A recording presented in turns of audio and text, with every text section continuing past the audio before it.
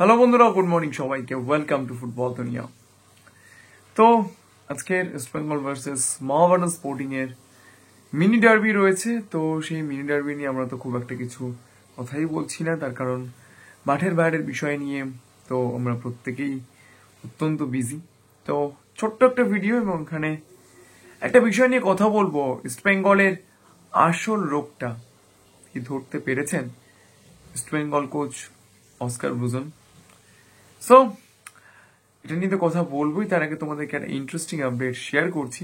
Robson রবিনো, যে Robson রবিনোকে নিয়ে একসময় তোলপাড় হয়েছিল ইস্ট বেঙ্গল শিবির, যার আসার কথা ছিল, সেই রবসান রবিনো কিন্তু আগামীকাল ভোরে তিনি কিন্তু পাউলিস্তা সিরিয়ে ওয়ানে নেইমারের স্যান্টোস এফসির এগেনস্টে কিন্তু খেলতে নামতে চলেছেন। তার কারণ কালকে স্যান্টোস এফসি মুখোমুখি হবে সান্টা অ্যাগুয়া ক্লাবের এগেনস্টে, এবং এই সান্টা অ্যাগুয়ার হয়ে কিন্তু খেলেন ব্রাজিলিয়ান সুপারস্টার রবসান রবিনো। যদিও সান্টা অ্যাগুয়ার লাস্ট 2 ম্যাচেসে রবসানকে আমরা সেরকম ভাবে দেখিনি।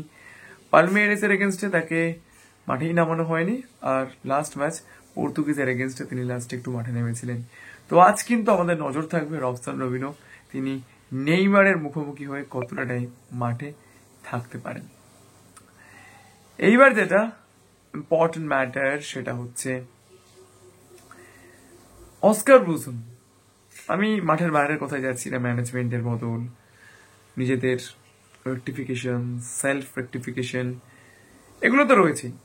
কিন্তু আমরা যদি একটু টেকনিক্যাল দিকটা দেখি, ফুটবলিং দিকটা দেখি, ইস্ট বেঙ্গল কোথায় পিছিয়ে পড়ছে।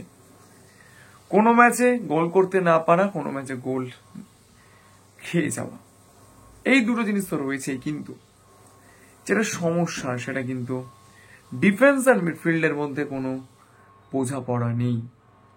তো সেই কারণে মিডফিল্ডটাকে শক্ত করার কাজে কিন্তু ইতিমধ্যেই কালকের আমরা প্র্যাকটিসে দেখেছি অস্কার ব্রুজন অত্যন্ত জোর দিয়েছেন।